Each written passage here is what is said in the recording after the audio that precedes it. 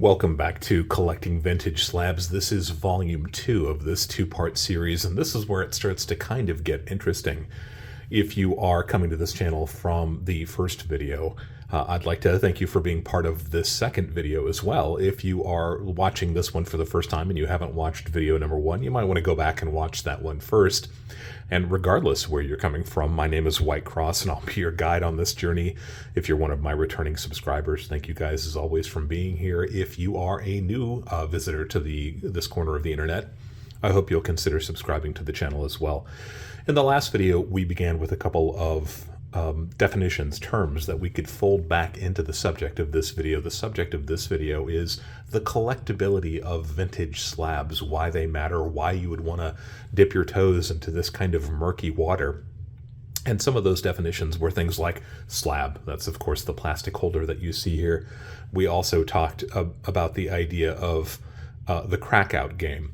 And we talked about kind of the process of cracking out, but we didn't really touch on exactly why people would want to go through the process of cracking out. And it usually comes down to dollars. So when you're talking about cracking out one of these vintage slabs, there are some people who honestly just don't like slabs. They have something like the Dansko 7070 coin folder that they want to have each of the examples of their coins, and that example is a type holder. You want to have it all in one really nice Dansko folder, and you want to be able to display your coins and look at them, and the slabs kind of get in the way of doing that. There are old school collectors who hate slabs. I totally get that too. You've got whatever kind of binder, whatever kind of system that you have, and a slab is just a bulky piece of plastic that keeps you from really being in close contact with your coins. I totally get that too. I really do. It's not for me. I actually enjoy slabs. I like slabs, and I do think that they're part of our numismatic history. So aside from those reasons to crack out so that they fit into a more established collection, why else would you crack a coin out from one of these vintage holders? And most of it does come down to dollars. So when you're talking about a coin that has been conservatively graded, let's look again at, I'll tell you what, let's take a look at this one. This is an 1876 Netherlands tin gilter. It's graded MS65 by NGC. Again, this is one of those old soap bar, one of those fatty slabs that we talked about in the last video. That's a 65. So what if that coin was actually a 67 or a 68? Well, honestly, for that series, it probably doesn't make that much of a difference. That was really almost more of a bullion series. But let's take a look at a couple of other examples. These are examples that you can find in the 2024 Red Book. And I'll just show you the difference in price between a grade, a point of a grade, or, the alpha code for a grade can be an XF versus a VF. The difference in price can be $10,000, can be $20,000, can be $50,000. So the difference between a VF35 and an XF45 can be tens of thousands of dollars. And if you get into really, really valuable coins where there are lots of collectors but very few examples of them, the differences between just a couple of grades can be $100,000 or even more. And that's why astute dealers for a long time have been looking for these types of holders, trying to find out if those coins contained within are conservatively graded. Remember, we talked about that. The fact that when the graders first started, the third-party graders first started putting these coins into holders, the grading scales were a little bit more conservative. They didn't have quite as much of a population to look at. So consequently, they tended to be a little bit more conservative with their grades. Some people call the difference between the old grades and the grades that we see now gradeflation. And there is some evidence to suggest that that is happening. There are people who think that the difference between NGC, PCGS, and now CAC-G are starting to really underscore and illustrate the difference of that gradeflation, the fact that grades used to be very, very conservative, and now that they're much more liberal.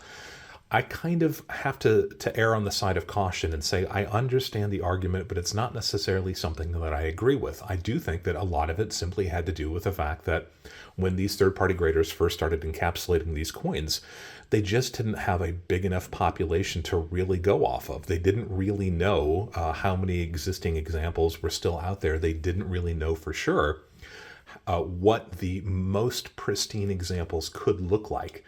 So consequently, they tended to be a little bit more conservative. Now, clearly, that's not the case with every third-party grader. The whole reason I talk about this whole Wild West period of time is because there were third-party graders who jumped on that bandwagon and started inflating their grades. So you could just as easily argue that the graders back in the day were incredibly liberal with their grades. But because most of those grading services that were so wildly liberal with their grades have already gone out of business and have been out of business for decades, it's the victors who write the history lessons. So maybe that's part of the problem too. The surviving third-party graders, people like organizations like PCGS and NGC, were more conservative back in the day, and that has proven to be the business model that has sustained, while a lot of these other organizations have long gone by the wayside. I use the analogy of that gunfight at high noon, and some of these folks were left in the dust. It's these folks that we're going to be talking about today. And I want to also preference this with the idea that the pieces that you see in front of you, regardless of the grading service, I kind of like. There are a lot of those really liberal Wild West era wild grading companies that have gone by the wayside, who were clearly inflating their grades, who really, really were just trying to get the highest possible amount of money for the coins that they were grading at the time. But I think a lot of the ones that I'm going to talk about here were actually pretty conservative, and sometimes that's okay. That is perfectly fine. We're going to talk about examples from third-party graders who were part of this whole Wild West era, the 1980s, 1990s, who didn't survive. But I want to take a look at some of their coins and talk a little bit about some of their history as well. I also want to preface this by saying that this is by no means an exhaustive list of these companies. There are probably dozens of these organizations out there. Some of their grading was incredibly conservative. Some of them were incredibly liberal. But you can find a lot more information about these pieces on a website called oldslabholders.com. I had a chance to talk with John at Old Slab Holders recently. He's kind of a collector who became kind of an expert in the field of these really strange, unique, interesting pieces of our numismatic history going back 30, 40 years.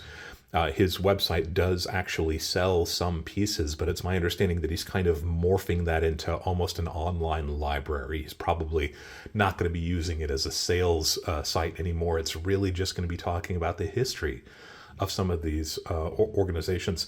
The ones that I'm going to talk about here today are NCI, Paramount, INS, and we're also going to take a quick look at New England Rare Coin Galleries because I just happen to have one of those examples here.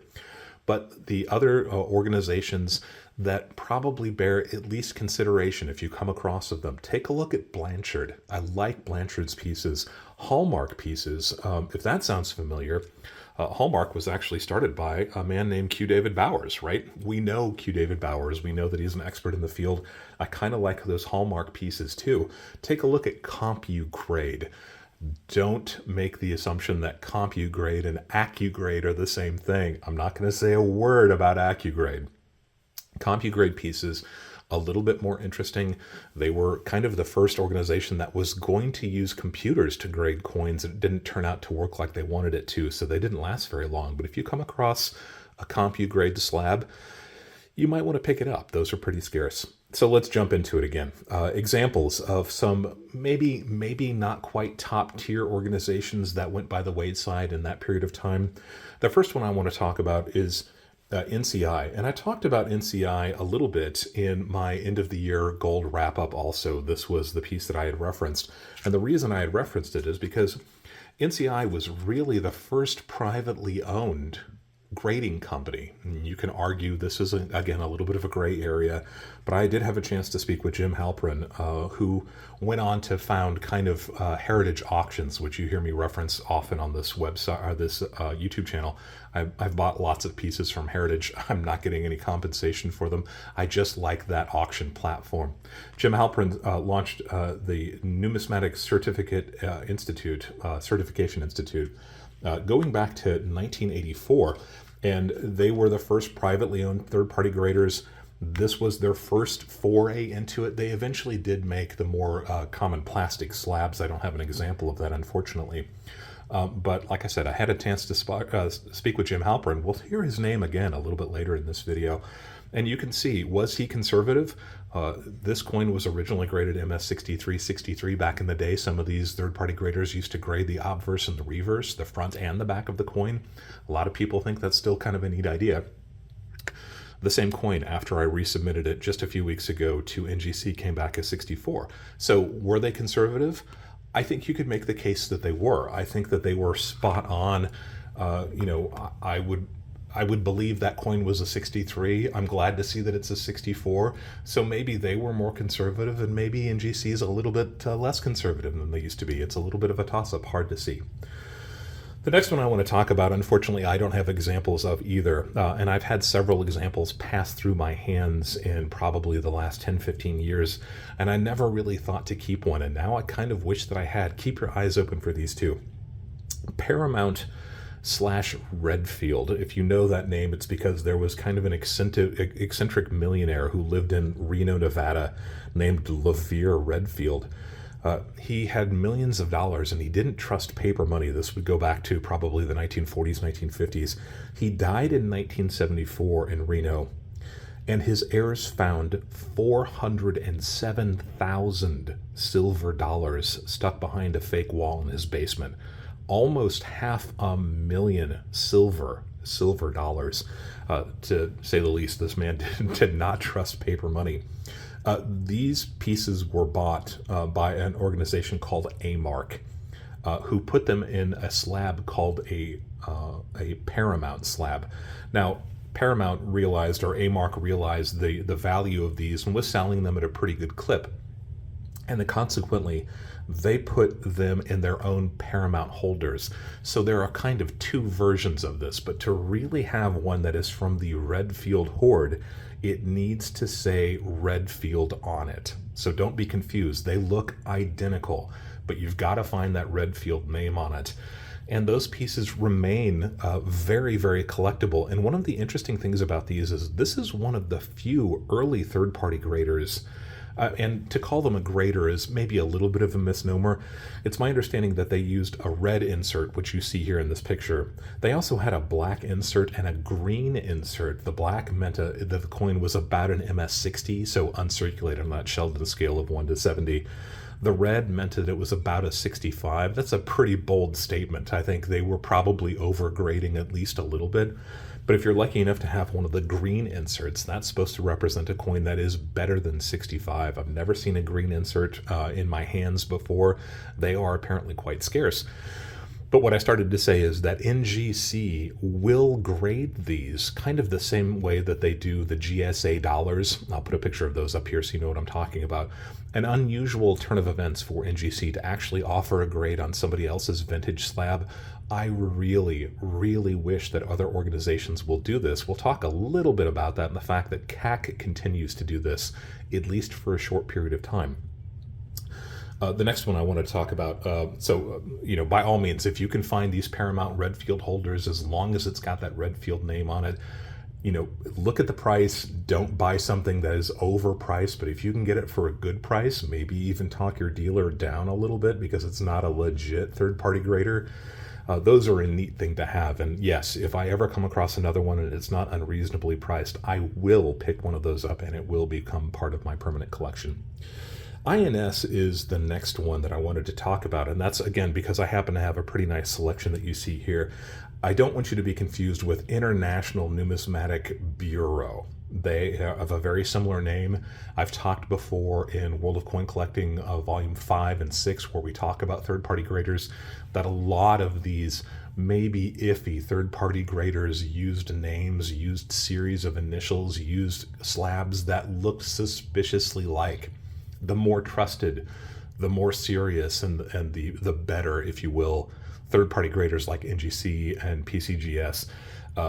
So INB is not what you want, but INS has some merit.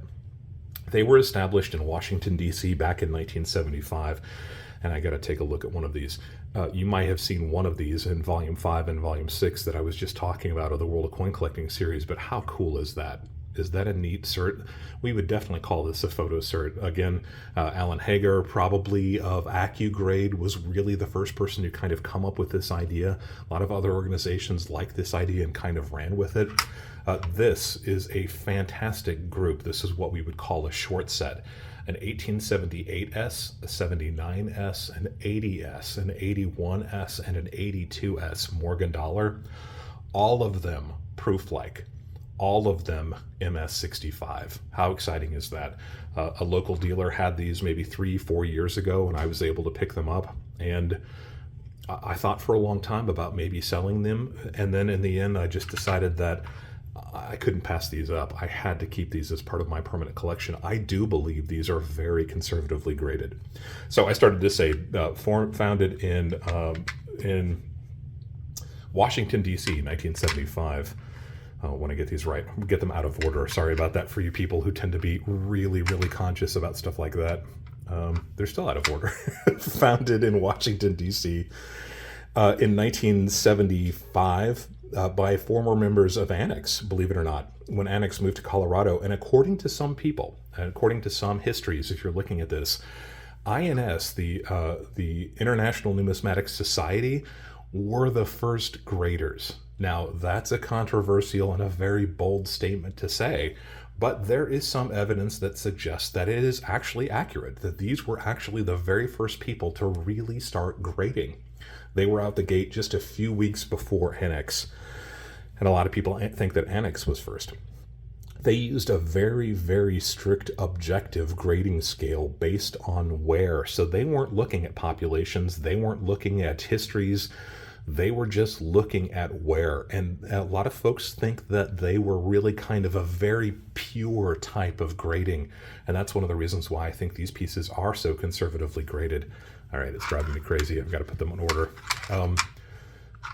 A short set like this is an incredibly rare thing to find. These slabs, you can find these. It takes a little bit of digging, but to see a set that is consecutive, and we would call these matching pieces because they are so closely graded. They are so close in terms of their toning and their mirror, the proof-like surfaces. It's a very unusual thing to see. That's an unusual thing to see now in today's market with, NGC or PCGS, but that is a really, really rare, almost a unicorn type of complete set there. So they were quite conservative, and they weren't at the whim of the market. They really weren't concerned with what the market said was right or wrong. They stuck to their guns, but that might have been their undoing, because they weren't willing to compromise with what the market wanted them to do. There's kind of a reference to that gradeflation that we talked about earlier.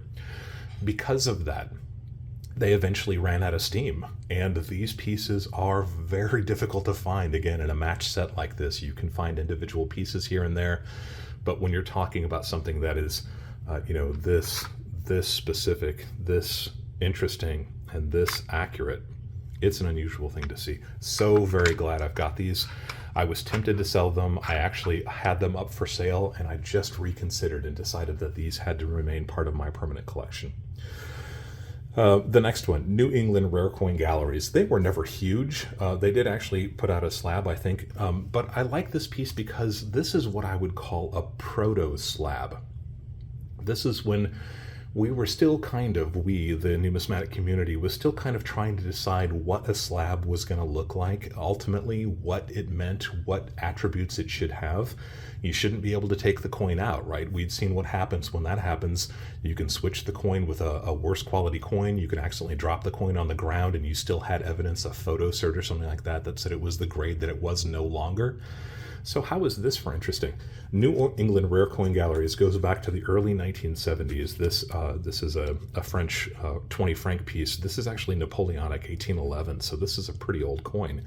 Gorgeous coin, gorgeous luster. And what did they do to seal this within the envelope, or within this 2x2? They actually stitched it shut. How interesting is that? So you can't take this piece out. This piece probably dates to the very early 1980s. So this coin has been inside this 2x2. It's never left this 2x2 for 40, 45 years, something like that. Isn't that great? It goes back to the 1970s. that was a proto slab. I would call this a proto slab. That's kind of the idea of what we thought maybe one of these would look like. Not really practical, but it's got, a serial number, it's got the information, it's got the grade, it's got the coin sealed in it. So that's kind of a slab. It's a proto slab. This is kind of an early form. This one was started by a man named Jim Halpern. Can you believe it? Yeah, the same guy that I just talked about, who was one of the founder of Heritage Auctions and also of NCI. So this man really had his finger on the pulse of early slabbing, was willing to put his neck out there and do something kind of interesting. I like this piece. This New England Rare Coin Galleries is a pretty unusual coin. I've kept it in there. I'm going to keep it in there for the life of it. I talked before in volume 1 of this 2-volume series that I had some conundrums that I was trying to wrap my own head around, and maybe you can offer some information and input. The first one is a little bit more of a nuanced thing, and it's a difficult thing to understand. I talked about it being called peak crackout. And what I mean by that is that when third-party grading first appeared on the scene, there were tons of slabs. But let's focus on kind of the major ones. Let's focus on NGC, PCGS, and Anex.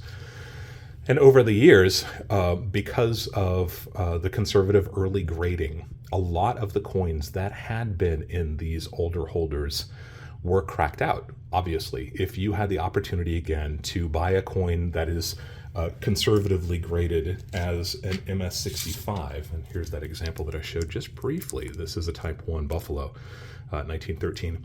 Graded MS65, this is a very early NGC slab. But you could crack that coin out and send it to a third-party grader, even back to NGC, and they returned it as a 66 or a 67 or a 68. Then you can make a lot of money doing that, and you broke those pieces out. And after a while, people started to recognize that, and people started to understand that these early slabs often had conservatively graded coins in them. So what happens if you have a coin that is in an early slab that you think is maybe not so exceptional? What happens to the coins that were accurately graded? What happens to the coins that maybe over a period of time had some kind of interaction with a chemical, whether it's PVC or a cleaning compound or puttying? That was something that people back in the day used to do to gold coins to make their surfaces look more smooth and attractive. You pop one of those coins into a third-party grader's holder, and then 5 or 6 years or 8 years down the road, that coin starts to turn for one reason or another. Undiagnosed PVC starts to show up inside the slab, or the coin is puttied inside the slab and that putty starts to shift color, so you can definitely see that there's something amiss about that coin.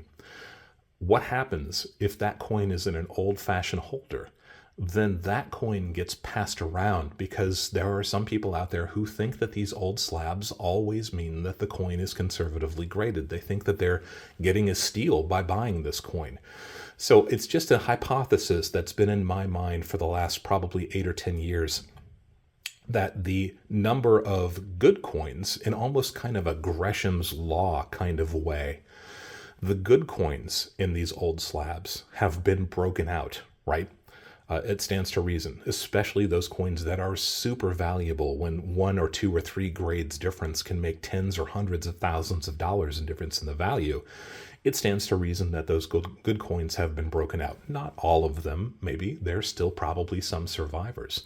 But the ratio of those really good coins that are left in the older slabs versus those coins that maybe have some problems that are left in those older slabs, because believe me, if a dealer or an astute collector realizes that that coin is problematic, they're not going to risk cracking that coin out to try to get a higher grade.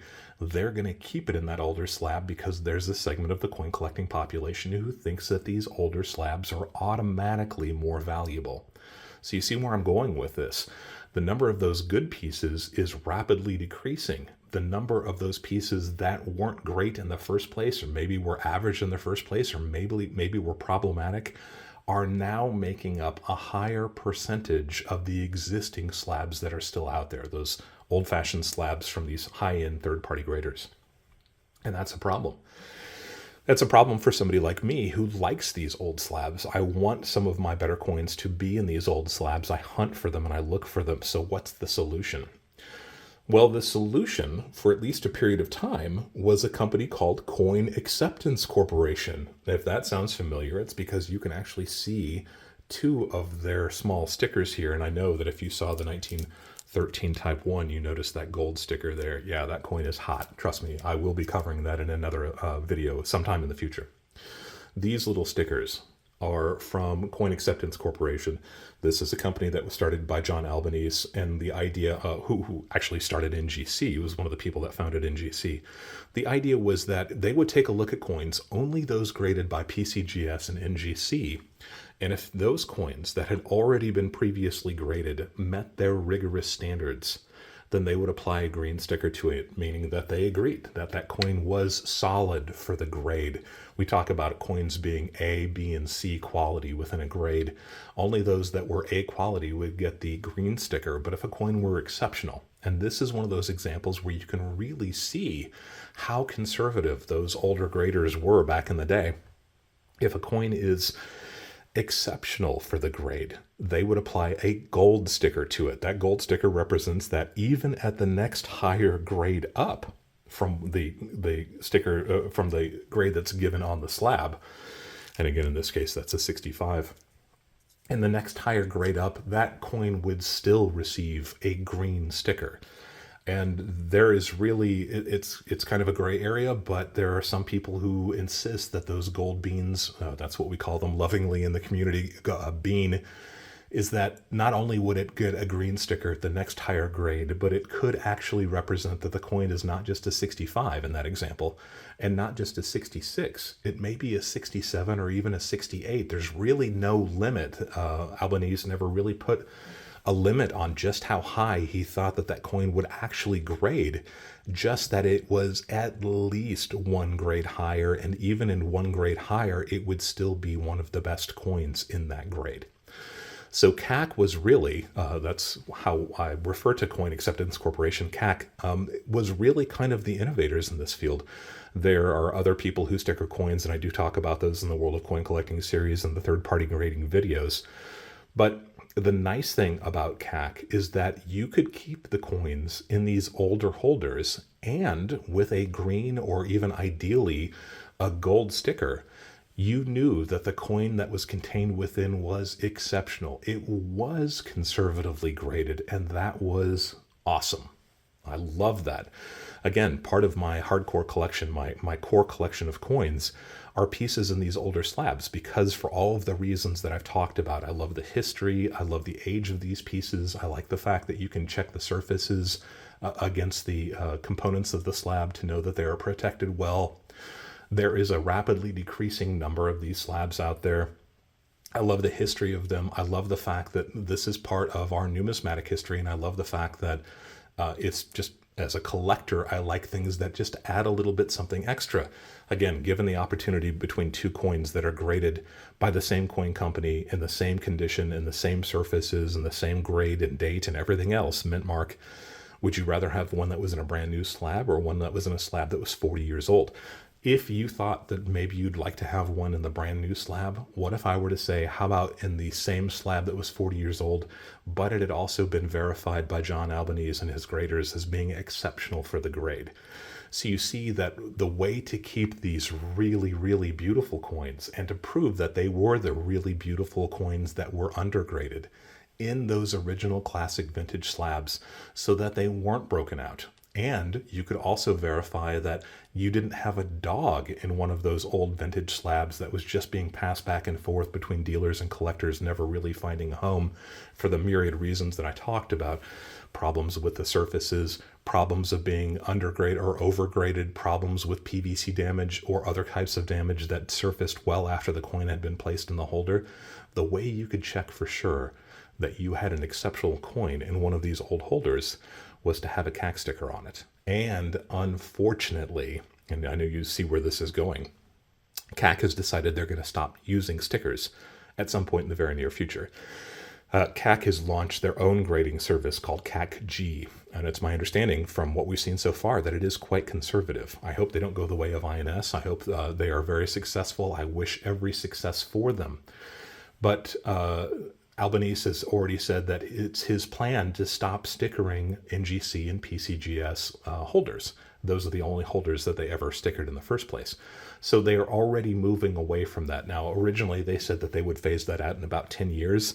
I happen to think that that's probably going to come a lot quicker. Why wouldn't they? When they have an option of stickering one of their competitors now, an NGC or a PCGS slab, or having you submit that coin to them so that they can put it in a slab, it's going to have more prestige and it's probably going to generate more income for them to have you submit that coin to them so they can put it in their own slab and not sticker NGC's or PCGS's slab. So it's my contention that they're probably going to slow down on stickering quite a bit, and I wouldn't be surprised to see it phased out within the next maybe 5 years. I hope I'm wrong, but I think that's kind of the writing on the wall. And that makes me kind of sad because it means that a lot of these older collectible holders, you'll no longer be able to kind of prove that they were exceptional for the grade. And that means that more and more of those pieces are going to be cracked out and resubmitted. And we're going to lose many, many more of these really high quality pieces in the original slabs. And we may still see a kind of a growing, surviving number of those coins that are unexceptional inside these older slabs. So that was one of the conundrums that I wanted to talk about. For other people that collect these older slabs, let me know what you think about that. I know it was kind of a nuanced thing to talk about. Hopefully you understood what I'm saying. The other thing that I wanted to talk about is something that you might not think about until the time comes. But I like to point in the direction of your exit strategy. Always keep that in mind when you're buying one of these pieces. When you're buying anything, it's a good idea to have your exit strategy in mind, whether that's 2 years from now, 10 years from now, or 30 years from now. Think about how you're eventually going to off-ramp and get rid of these pieces at some point in the future. The problem is that there are very few venues that will allow you to sell these pieces. So I think that a lot of the pieces that you see in front of you, especially pieces by organizations like INS, there is a lot of numismatic history here. There are a lot of really interesting attributes to these pieces. I could not sell these pieces on eBay if I wanted to. That's because eBay has a very short list of the organizations whose slabs they will allow to be sold. And that includes organizations like PCGS, NGC, now CACG, and there are a few others. I'll put the complete list here so you can take a look at it. Now, you can sell slabs from these other organizations. Unfortunately, you have to block off the grade that is shown on their slab, and you can't mention the grade in the body of the auction. eBay has become a very, very important venue for buying and selling coins. I'm not sure what Great Collection's opinion is on these these slabs from other holders, other organizations. I don't know that I've ever seen one on Great Collections. It's possible that they do allow them. If they do, they certainly don't come up very often.